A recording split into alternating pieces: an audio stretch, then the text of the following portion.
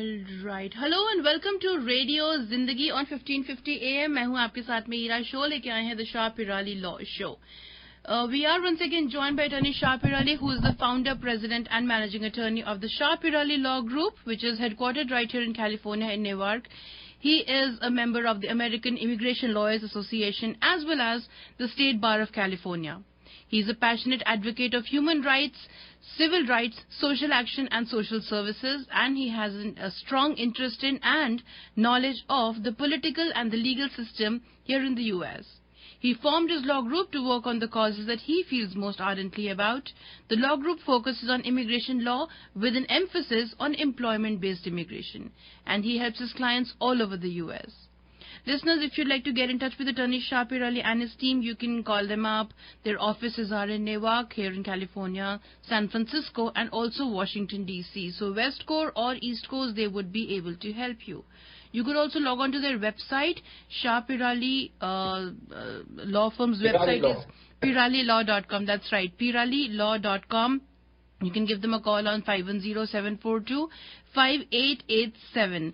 So you can also call us on the studio number right now. We have switched to our new numbers. It is 510-770-1550. Yes, listeners, that's the number once again, 510-770-1550. We are back on the 1550 frequency and also the phone number.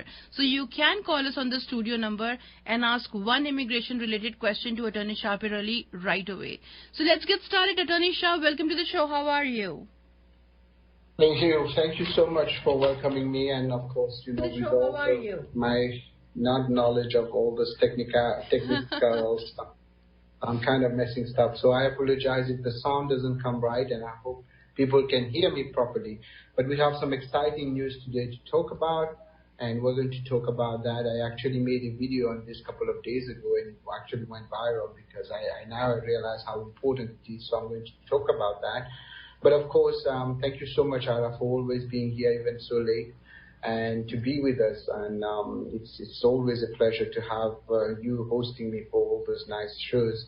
So today, of course, we are going to talk about immigration law, but more specifically what has been announced by the USCIS for people on employment-based categories. And although I have made a video on it, I'm going to give you my opinion today. You should not act or refrain to act solely on the information provided. You should contact an attorney if you have any questions. So to start with, Ira, there was an announcement by the USCIS a few days ago stating that the EB2 category is there's a lot of visas available, which means a lot of green cards are available right now. And we're hoping that people will get their green card now if they are in EB2. But they also kind of encourage people to move to EB2 and EB1 if possible, because they are expecting that the dates will move really fast on those. So a lot of people now are calling me, what do you expect? Well, today, of course, is going to be guesswork as usual when it comes to the visa bulletin. But it's very interesting. I released a video, like I say, on my YouTube channel. By the way, people should subscribe on that channel. And we also put the shows that you're doing right now on this channel. It's youtube.com/Shah Peerally Law, SHAHPEERALLYLAW. So what we're talking about here is, as you know, a lot of people suffering from the waiting on those visas, right? Especially for India and China. Some people have been waiting 20 years, you name it. And now things, although we are in difficult times, it seems like they have finally started to move things. But the truth is that those who were on in 2020, we saw a jump on the EB3 category. What are the EB category? For those who don't know, the EB categories are the employment-based categories. Whenever you file a green card, although it's filed with the Department of Homeland Security, ultimately the dates that will give you your green card are decided by the State Department, and they have this mysterious calculation how they put things in the basket or not. But probably the most important part is that at the end of the day, India and China are backlogged because there are too many applications according to them, and because the system is designed this way to hold off people. And now with this announcement, it seems like they are going to allow a jump in those EB categories, and we are seeing it already. And they have encouraged EB2 and EB1. Lately, with the Biden administration, they have been very transparent. I have to give that to them. And they have, whatever they say has happened. And it has happened in the EB3 when you saw EB3 kind of jumping big in October. Everybody downgraded to EB3. Now, what happens next? And I was talking about that since probably 1 year, that EB2 now will be moving forward because everybody jumping on EB3 leaves space for EB2. And plus, they have also recaptured all those dates on the EB2, which means like we're going to expect a huge jump on EB2. My expectation is that EB2 might even reach 2015 and even 2016. And again, I might be wrong because this is just pure kind of guesswork, although it's pretty close because based on all the experience having worked with that visa bill chain, I'm expecting it to come to close to 2016, which means people who have jumped to EB3, if they are able to interfile, as we call it. Remember I was talking about that situation where can you move back to EB3, from EB3 to EB2. It seems like some lawyers have been successful on that, although I've not gotten any response on the cases I've filed, but I heard that some did. So if you can interfile, send you back to EB2, I will highly recommend that. Having said that, now, a lot of people asking me, well, how long do you think this is going to last? These are because now we are used to, whenever we get good news, we also get bad news with it, and the bad news is the timing. I think at least one fiscal year we're going to see a lot of jump. Up till October, so September we will know how things are moving, and April also will have an idea when they start preparing for the calculation. So I would recommend if you can move to EB2 and or EB1, take that advantage of that because unfortunately, just like EB2 is moving forward, EB2 is going to move backward. EB3 is going to move backward. EB3 is going to move backward. So EB3 will move backward because there were so many applications on it. Now, the same thing is going to happen again because what will happen, as many people as possible will jump back on EB3, on EB2. And now what will happen is that it will ultimately adjust itself on EB3, and then you're going to see EB3 maybe next year or the year after that start moving forward again. But in the meantime, it will probably move backward to 2011, even 2010, and maybe even less. And then it will come back to the same. So we will be back to on probably on EB3. So what you're seeing is a jump back and forth. So for those who just want to stay safe, stay on your EB3, that's fine too. If you already filed your adjustment of status, which is the I-485 form, you can stick to that. There's no problem in that. But you're going to be delayed in getting your green card.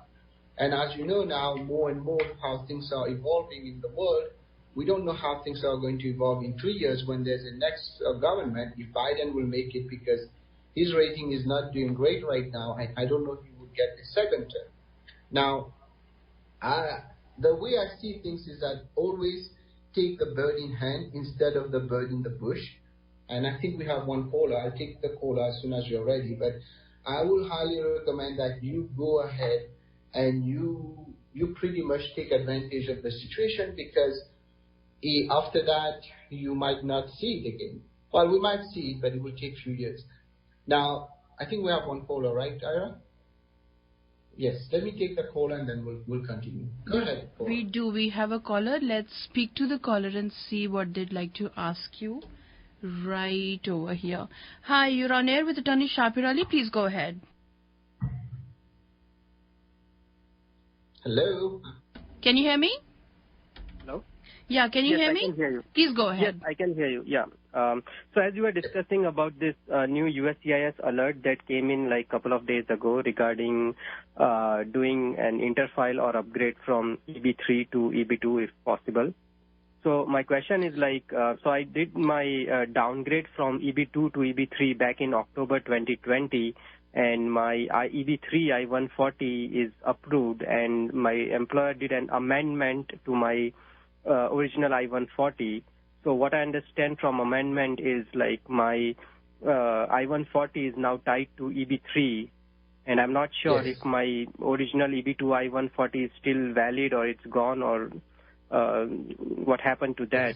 And with this new alert from USCIS, so how is it possible for my case, for me, to do an interfile or upgrade from EB3 to EB2 again now? Okay, an excellent question, because there are two types of downgrade. One was a new filing of I-140, which most lawyers recommended, and I did for my clients because of exactly that reason that you're talking about. If you did an amendment, definitely your EB2 is gone. In order to bring back the EB2, you need to file another amendment. So you need to file another amendment to bring it back to EB2, original situation, and then just go ahead and request USCIS. This is the way you do it. You go ahead, you file the amendment, and you request, once the amendment is approved, then you request in the amendment itself, they need to request the I-485 to move to the adjustment of status to move to that new EB2. Because if you do an amendment, listen very carefully here, because if there's a mistake, it's going to cost you. You have two choices. Either you refile the entire case, or you do that. You refile a new amendment requesting that the EB3 be converted into EB2, but at the same time, you request that the EB2 will, that when they're converting it, they take that adjustment of status, merge it simultaneously, like concurrently. Because what will happen if you do only the amendment, the EB2 gets approved, the EB3 will no longer be valid, which means it kills the adjustment of status. You will have to pay and refile adjustment of status.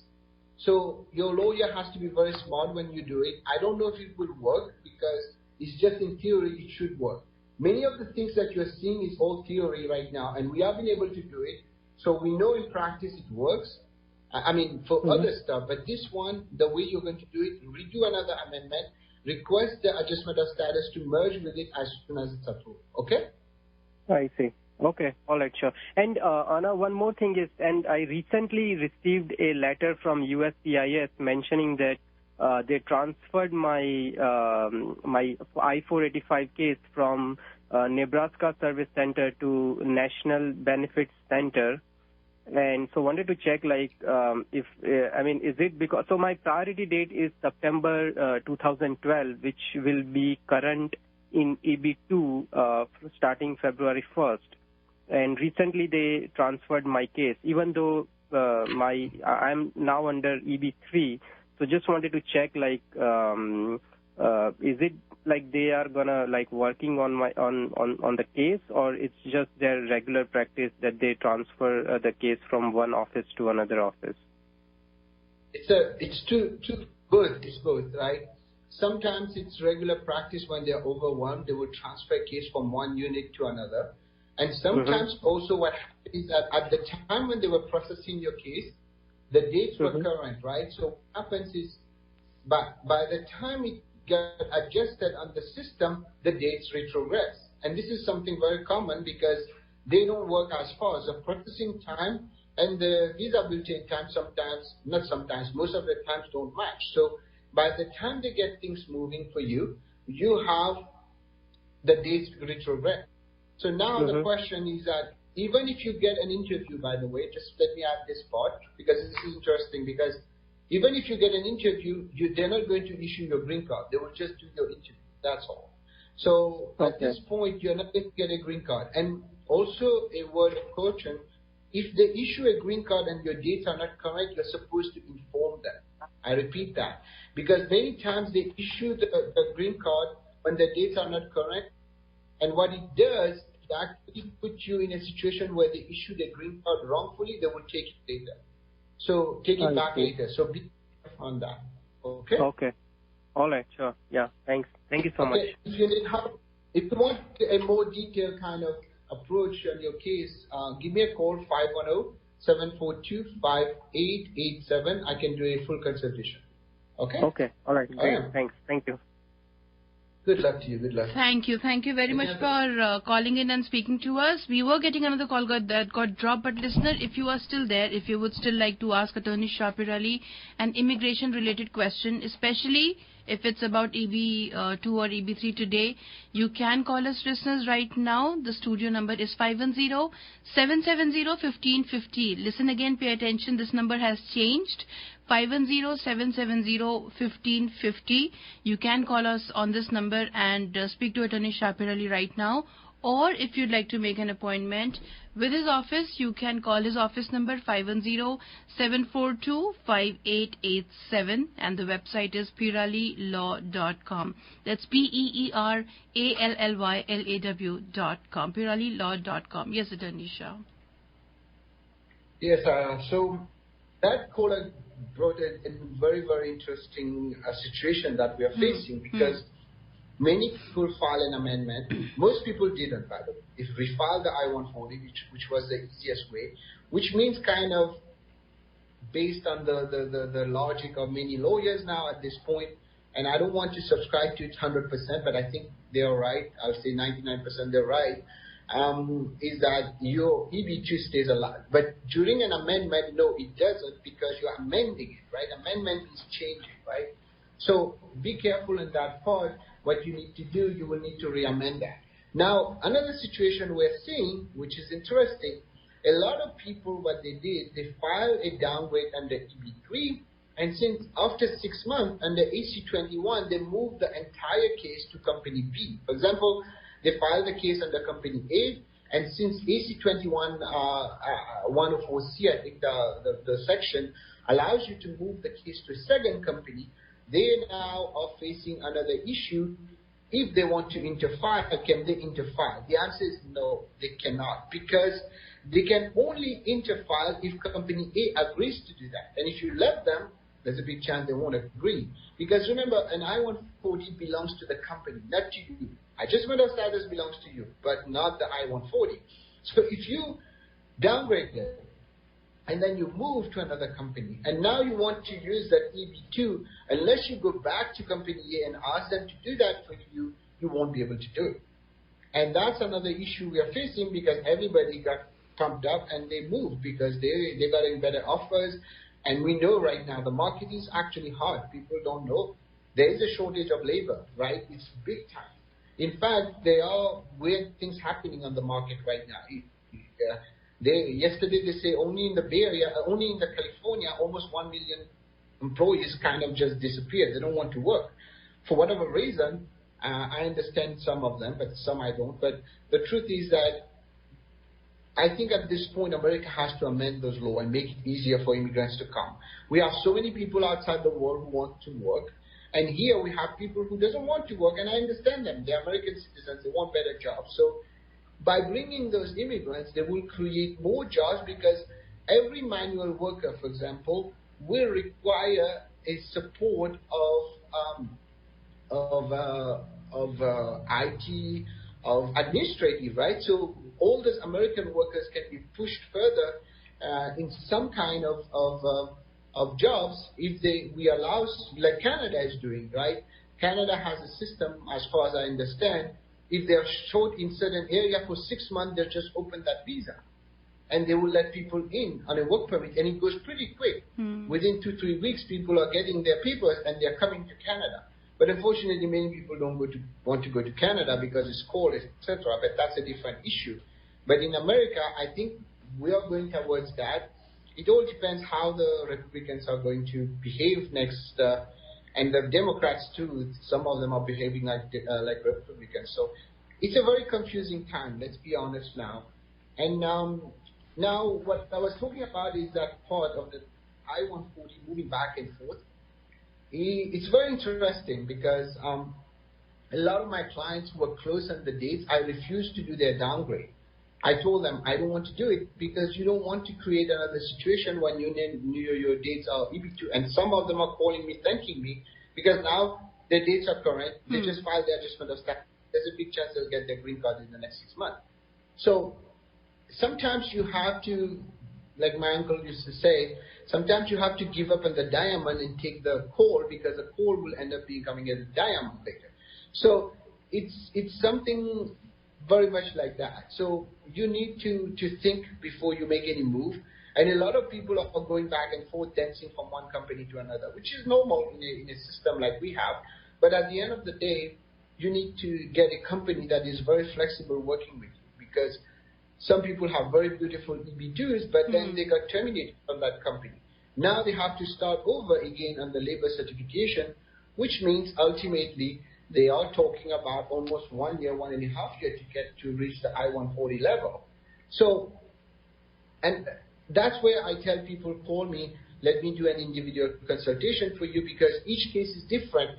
Just because you saw on a forum someone did something doesn't mean it will apply to you. There's a big chance it won't apply to you, because there are many factors that they might not even know what's happening in their case, and they're just thinking, okay, that is working, so it should be good. No, it doesn't. We all do that. I do the same sometimes with other stuff, because I just rely on other people's testimony. But the truth is that forums are good to get an idea how things are moving, but not for the law.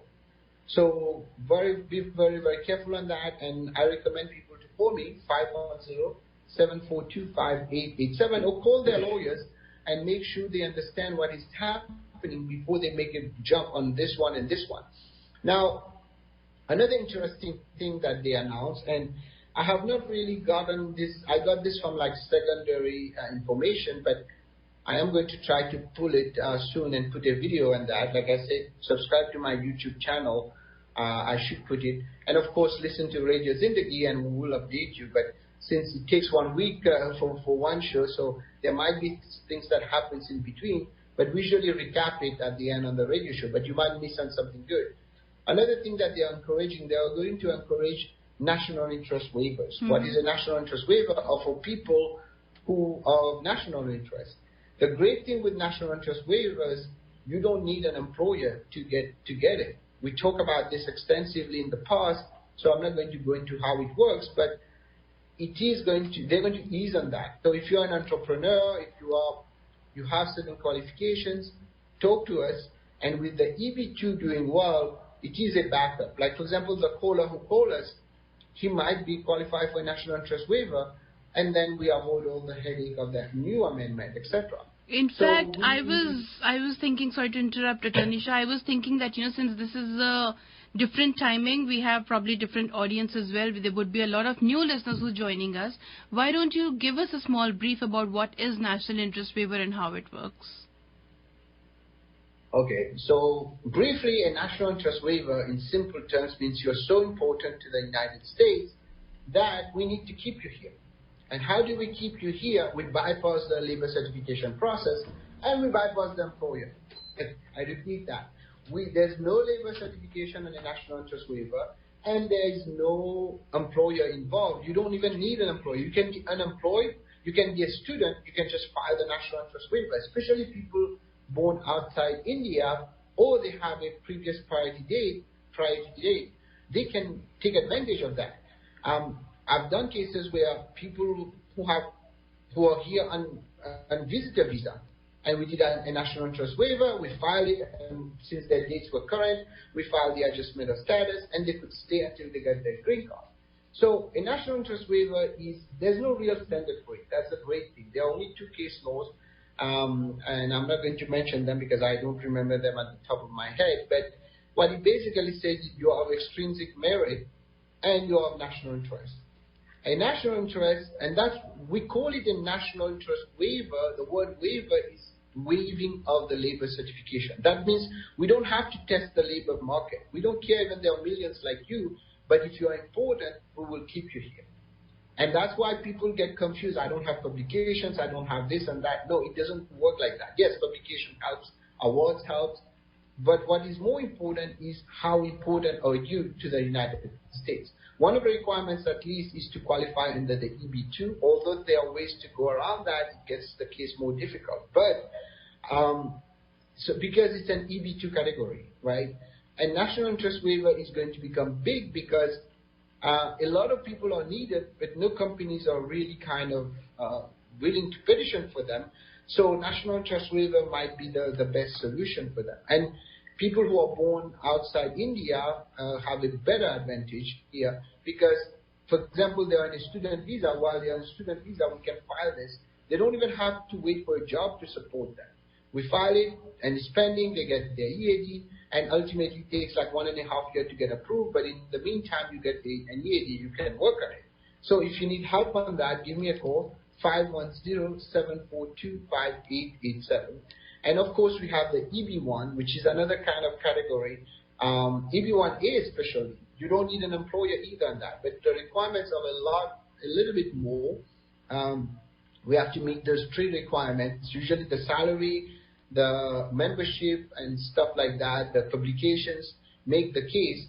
But the good news with the EB1 for India, it's current. And like the national interest waiver, which you have to wait and use the priority date, for EB1 is current. And that's why the government is encouraging that. So we're expecting a lot of approvals on those. So take advantage of it. Give us a call, 510-742-5887. We'll be glad to do an assessment with you. I hope that answers a little bit, Ira, because if I go into details on that, it's so... The truth is that when it comes to national interest waiver and EB1, it's very much artistic work, I say, because it's not like you fill a bunch of forms and write a bunch of letters, you're going to get an approval. It requires the lawyer to be able to understand what they're doing, for one, and two, to be able to merge that knowledge and those qualifications, not only qualifications, but your entire resume to the law. And that's where it gets very tricky, because some people just look at it, say, oh, the lawyer told me he can't get it done. We still get it done because it's just a matter of being creative. How we put it together, the packaging is very, very important. So that's one thing which makes a difference, and people should know about that. Totally. Well, I remember when, in our previous segment, in our previous show that we used to do in the morning, I remember Attorney Sharif coming and saying that even if you think you're not special and there's nothing for national interest waiver, just leave it to us. We'll prove that you are special. So I remember that line. Right. Even if we cannot, figure out if we do qualify, how can we qualify? Attorney Shah and his team listeners can help you with that. If you would like to give that a try, if you would want to know if you qualify for a national interest waiver, do get in touch with them. Once again, the number to call them, their office number is 510-742-5887. That's 510-742-5887, and the website is peerallylaw.com. That's PEERALLYLAW.com. We're also live on the Radio Zindagi Facebook page right now, so if you have any questions and comments, you can leave them in the comments section. Or if you'd like to speak to Attorney Shah Peerally right now, right away, you can call us on the studio number. Pay attention, the studio number has changed. 510-770-1550 is the number. 510-770-1550. We have about 20 more minutes to go, Attorney Shah. Let's continue. Do you also want to talk about the H4 petition? Yes. Just to kind of close the topic right now, I would highly recommend people now to talk to their lawyers and give us a call if you want a second opinion. If you want an assessment, we can do a consultation, or ultimately do your case. Be glad to help you. 510-742-5887, and also the website peerallylaw.com. PEERALLYLAW.com. And of course, we have our Facebook page, etc., etc. But the YouTube channel is probably the best. Yeah, it makes it easier for me because, it's time-consuming to write articles now. We are becoming lazy, but it's not becoming lazy, but I want to devote more time to doing the cases than just writing the articles. But so it's easier for me to update you on that, and I'm hoping I will release at least 1 or 2 videos per week. Plus, of course, the videos that we are having right now on the radio shows will be published there. Now, let us go back a little bit now to some social issues that we are facing now. For one is that H4 situation. As you know now, not now, it's been like that for years. People who come to the United States on H4 are very much to a disadvantage because they're highly dependent on the H1. If the marriage is working well, things are doing well, then it's perfect in a perfect world. But nothing is perfect, you know that, right? And nobody can really kind of guarantee things are going to be perfect in the future. So based on that, well, what happens is that people who actually are on H4, if they get in, their marriage is not working out, they're getting a divorce, unless they have been abused physically, I repeat that, unless they have been abused physically, they don't really have a kind of protection in the U.S. Yeah, there is a work permit, an EAD that works with that, but the EAD is not good enough because it doesn't give you status, so they usually move to student visa. So we are fighting to change that and give some protection to those people, and that's why we have the H4 now protection for people who are abused. I think we have one caller, right? We do. We have a caller. Yeah. Let's speak to them. Hello, you're on air with Attorney Shah Peerally. Hi, I want to know कि अभी जैसे last year हमने EB2 to EB3 downgrade किया था, and so अभी हम देख रहे हैं कि EB2 के dates ज़्यादा जल्दी बढ़ रहे हैं. So is it better? Do you think, like, my priority date is 2014? So do you think my EB2, is it better to switch out to EB2, or अभी वो EB3 will be faster? I can't hear, Ira. Can you? Yes, so she's also talking about the switch from EB2 to EB3, and now again, as they also notice that EB2 is moving faster, so she also wants to know if switching back to EB2 is a better idea. Definitely, it is. At this point in time, it is.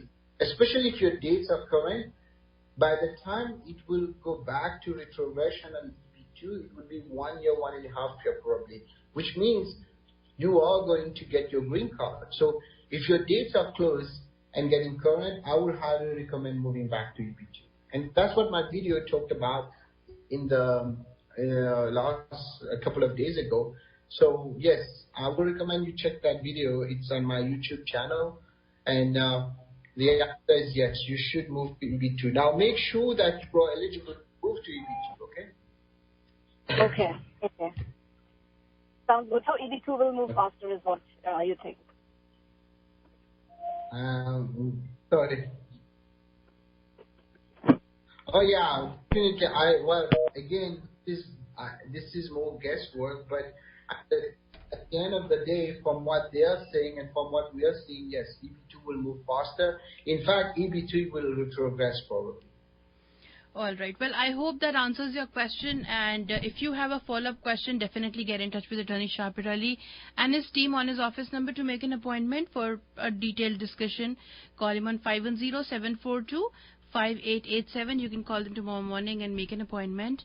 510-742-5887, or log on to the website peerallylaw.com. That's peerallylaw.com. PEERALLYLAW.com. Yes, Attorney Shah. Yes, so yeah, this is going to be the $1 million question. Is your case good to or mature to move to EB2? Unfortunately, there's no general answer. I gave the quick answer yes, but I will recommend you talk to your attorney or talk to me before you make the move, because there might be other issues involved that you don't know about that can hurt you in the future. So it's good to run it by an attorney, and I can give you that second opinion if you want, or I can even handle the case for you. So please let us know, 510-742-5887. But in general terms, I'm highly recommending people. And in fact, it seems like that's what USCIS is recommending. They're not recommending, by the way, a lot of people got confused by the message, right? They didn't tell people they are allowing interfile or they should move back to EB2. All they're saying, EB2 is going to do well and EB1, so they're encouraging people to file for their green card.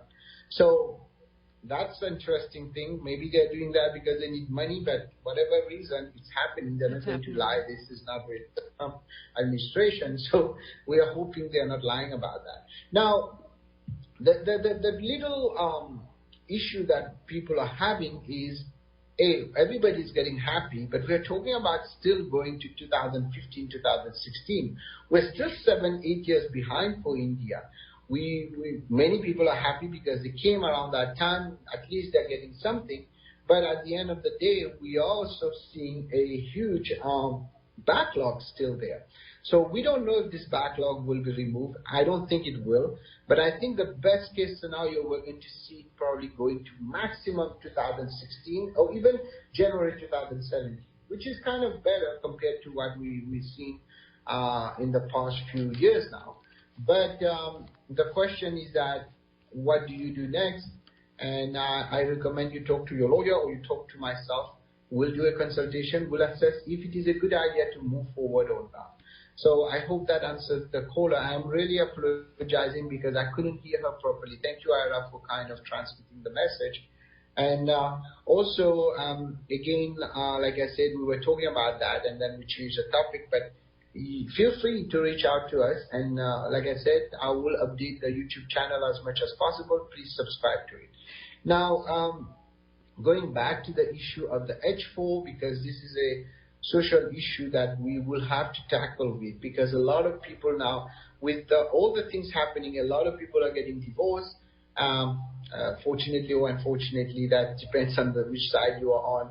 But the truth is that many of them also going to be hanging with nothing, especially if you have children who are U.S. citizens. And if the spouse is not able to stay in the country, they will probably not be able to take the children outside the U.S. unless there's some kind of really extraordinary circumstance. So what we are asking the government is to give some protection to them. And one of the protection that might be possible is what we call the TPS.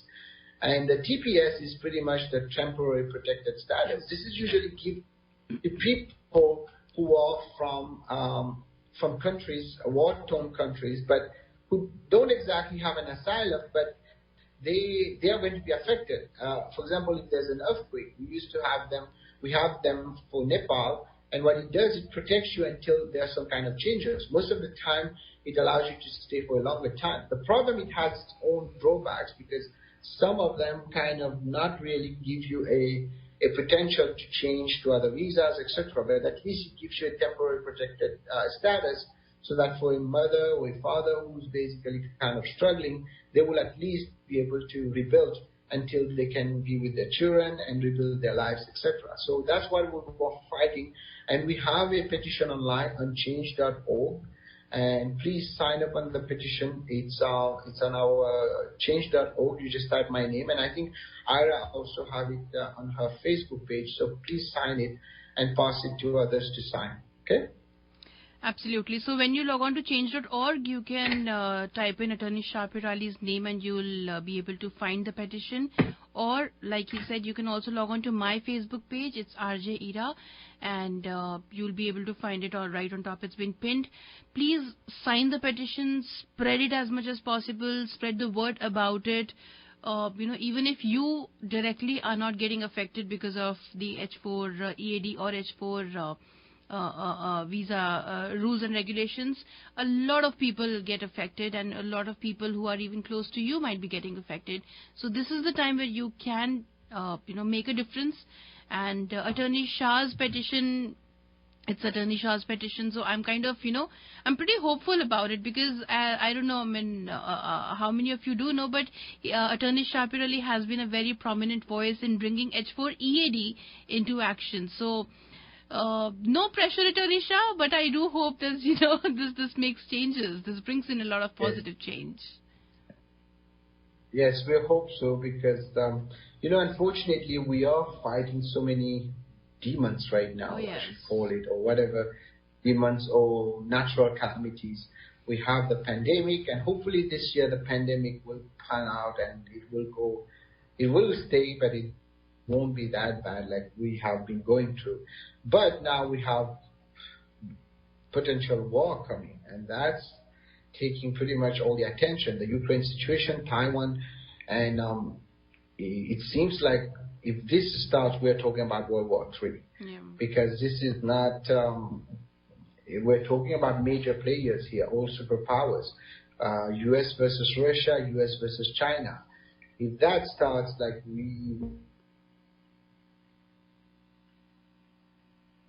Attorney Shah, are you there? We know this is going to be. Oh yeah, there was a network issue.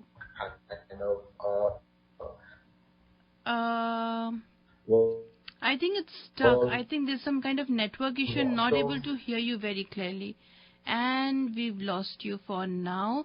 But listeners, I will try my best to get Attorney Shah back on air with us. Meanwhile, let me remind you that if you need to get in touch with Attorney Shah Peerally and his team, you can call them on 510-742-5887. That's 510-742-5887. The website is peerallylaw.com. That's PEERALLY.com. peerallylaw.com. We have him now on Mondays between 7 p.m. and 8 p.m. and he will be joining us right now. I think there's some kind of technical issue, but I think we do have him back on air with us. Attorney Shah, are you there? There you are. Yes, I'm so sorry. I apologize for that. It's just Some kind of technical issue. That's okay. Because I don't know. I just need to learn a little bit more about and whatever it happened. So I really apologize again for the delay. I was talking about the situation having. It's really a heated situation. I just hope nobody will go to war, because this is it might end up nuclear war. And China is really kind of pushing something, and Russia too, because now they know U.S. is in a weak position. China is already winning the war when it comes to basically holding the supply chain. As much as a lot of times they are saying that, hey, it's because of COVID. It's not because of COVID. Everybody knows that. They can control COVID very easily. They are holding the supply chain because they want to push the Taiwan issue. And I don't really know why we at one point, the United States will have to make a choice. The military-industrial complex versus the American people. And unfortunately, so far, the American people always fail because they don't really get many governments, and especially the lobbyists. You will see the weapon manufacturers, etc., pharmaceuticals. They just care about their own money. And even if a lot of people die, as long as they make millions, the stock go up, everything is fine. And the same thing is happening for climate change. So I want to be hopeful, let's put it this way. But there is a chance that we go to war in the next few months. And the question, will it be a proxy war like the one we saw in Afghanistan, or we're going to see some really major thing? The thing is that most people I have a lot of clients, by the way, a lot of people I know from Ukraine and from Russia, from pretty much all around the world. Many of them don't want a war. They are okay the way they are. They don't mind going with Russia or going with America, but they just don't want to kill each other. It's getting really common upsetting. people anyway don't want the war. They never want the war. Yeah. The standoff has been there, I think, for 8 years now, if I'm not mistaken, right? Since Obama, this thing started. And now we are talking about a situation which is not really doable. And now they are removing all the staff from the embassy. So this is also going to affect immigration, right? Because we are going to see some kind of push. And at the same time, will there be a special immigrant status given to people just to keep them here, or bring more people to help if there's a war? But you don't want a war. None of us want, because this is not going. I think Albert Einstein said that, or someone else. He said, I don't know what they're going to use on World War III, but I know they're going to use sticks and stones on World War IV, which means people will go Stone Age if we get a world war now.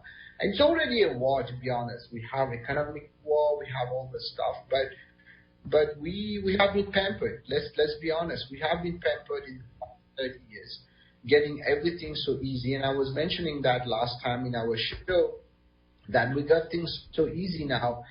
The pandemic was a wake-up call. We saw people with no food. We saw people realizing that, hey, not everything is for granted. But guess what? Once the pandemic toned down, people became back to what they were. In fact, they became worse many times.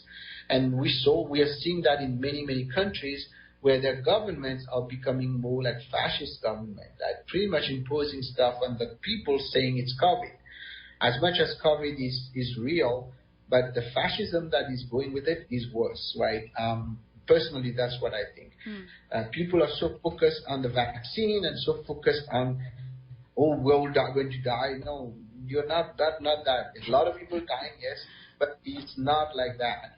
And in fact, if you look at the data, there was bacteria are killing more people, the superbugs right now.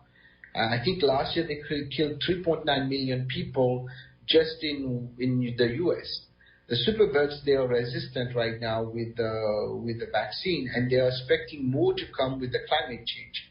And plus, people have been abusing antibiotics and antidepressant, etc. We are becoming an opioid country, and we have been becoming that for a while. And that's another thing that I've been fighting against. I am very much against. I'm very much into natural medicine, right? I'm not a doctor or anything, but I grew up like that. My parents. I took my first antibiotics I took was when I was 24, I think. And that's when I came to America. I think 23 or 24, I came to America. That's the first time I took an antibiotics in my life. And even going to the doctor, it was very rare. Unless I cut something with me, then I will go. But I grew up with natural medicine. And that's one of the things that I've been doing lately. I've been working on natural gardens, helping people, studying plants that can be used. During the pandemic, a lot of natural stuff like turmeric and everything was very helpful. So people don't know that. I'm not saying they're pure, but at least they can be the good stuff. So I'm not going to go into that topic. All I'm saying is that all this will affect what we are going to see in terms of immigration. For one, if we get busy with the war, will they lock the whole borders and then they block immigration? Or will they release it to have more people to come and work because weapon manufacturers are going to be pumping weapons like vaccines, right? So it can cut both ways. But bottom line, remember, China is close to India. Russia is close to India. And not close politically, I mean in terms of geographically close. Yeah, if there is a war, who's going to get involved? You might see India going against Pakistan, Turkey going, Iran getting involved, and you might have Turkey getting involved. Right there, we are in a war. Now, NATO, unfortunately, I don't think the European countries are very, very keen to go to war. It's mostly America that is pushing it. And if Europe is able to contain it, it will be good for all of us. But the truth also, the people who are making the weapons, like countries like France, that's how they make a living. Even though Macron is saying he's not willing to go to war, they might push it. In fact, look at what happened to this general.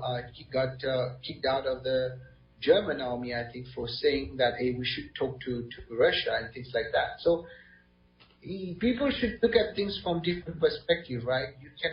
We don't live in a vacuum, right? We need to understand that all the geopolitics, what you're seeing on immigration is not limited to immigration. Everything is related to politics, to how people perceive us, and what happens next. So every movement, the pandemic had a repercussion on immigration. The war will have a repercussion. So you need to take all this into account and try to filter. I try to do that as much as possible, but it involves a lot of guesswork.